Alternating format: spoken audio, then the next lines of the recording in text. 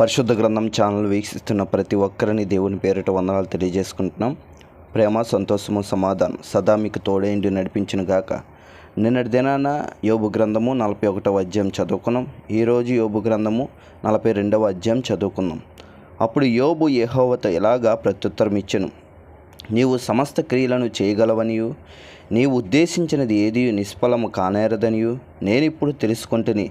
జ్ఞానం లేని మాటల చేత ఆలోచనను నిరర్ధకము చేయుచు వీడెవడు? అలాగన వివేచన లేనివాడనైన నేను ఏమీ నెరగక నా బుద్ధికి మించిన సంగతులను గూర్చి మాట్లాడి తిని. నేను మాట్లాడగోరుచున్నాను, దయచేసి నా మాట ఆలకింపుము. ఒక సంగతి నేను అడిగెదను, దానిని నాకు తెలియజెప్పుము. వినికిడి చేత నిన్ను గూర్చిన వార్త నేను వింటిని, అయితే ఇప్పుడు నేను కనులారా నిన్ను చూచుచున్నాను. కావున నన్ను నేను అసహించుకొని ధూళిలోను బూడిదలోను పడి పశ్చాత్తాపపడుచున్నాను. యెహోవా యోబుతో ఆ మాటలు పలికిన తర్వాత ఆయన తేమానీయుడైన ఎలీఫజుతో ఇలాగా సెలవిచ్చెను: నా సేవకుడైన యోబు పలికినట్లు మీరు నన్ను గూర్చి యుక్తమైనది పలకలేదు గనుక నా కోపము నీ మీదను నీ ఇద్దరు స్నేహితుల మీదను మండుచున్నది.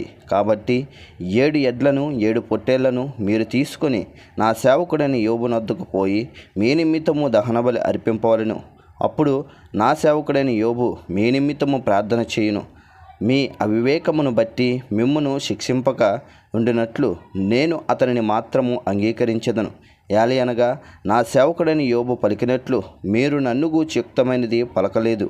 తేమానీయుడైన ఎలీఫజు, షూహీయుడైన బిల్దాదును, నయమతీయుడైన జోఫరును పోయి యెహోవా తమకు ఆజ్ఞాపించినట్లు చేయగా యెహోవా వారి పక్షమున యోబును అంగీకరించెను. మరియు యోబు తన స్నేహితుల నిమిత్తము ప్రార్థన చేసినప్పుడు యెహోవా అతని క్షేమస్థితిని మరలా అతనికి దయచేసెను. మరియు యోబునకు పూర్వము కలిగిన దానికంటే 2 అంతలు అధికముగా యెహోవా అతనికి దయచేసెను. అప్పుడు అతని సహోదరులందరూ, అతని అక్క చెల్లెలందరూ, అంతకుముందు అతనికి పరిచారులైన వారును వచ్చి అతనితో కూడా అతని ఇంట అన్నపానములు పుచ్చుకొని యెహోవా అతనికి మీదకి రప్పించిన సమస్త బాధను గూర్చి ఎంతలేసి దుఃఖములు పొందితివని అతని కొరకు దుఃఖించుచు అతన్ని ఓదార్చిరి. ఇదియుగాక ఒక్కొక్కడు 1 వరహాను, ఒక్కొక్కడు బంగారు ఉంగరమును అతనికి తెచ్చి ఇచ్చెను. యెహోవా యోబును మొదట ఆశీర్వదించిన దానంతటి కంటే మరీ అధికముగా ఆశీర్వదించెను.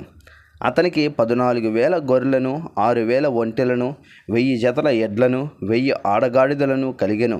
మరియు అతనికి 7 కుమారులను, 3 కుమార్తెలను కలిగిరి. అతడు పెద్దవానికి ఎమీమా అనియు, రెండవ దానికి కెజియా అనియు, మూడవ దానికి కెరెం హప్పాకు అనియు పేర్లు పెట్టెను. ఆ దేశమంతటను యోబు కుమార్తెలంత సౌందర్యవతులు కనబడలేదు. వారి తండ్రి వారి సహోదరులతో పాటు వారికి స్వాస్థ్యములు ఇచ్చెను. అటు తర్వాత యోబు 140 సంవత్సరములు బ్రతికి తన కుమారులను కుమారుల కుమారులను 4 తరముల వరకు చూచెను.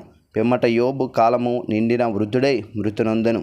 ఇంతటితో యోబు గ్రంథము 42వ అధ్యాయం పూర్తయింది. రేపటి దినాన కీర్తనల గ్రంథము 1వ అధ్యాయం చదువుకుందాం. ప్రేమ, సంతోషము, సమాధానం సదా మీకు తోడేండి నడిపించునుగాక. ఆమేన్.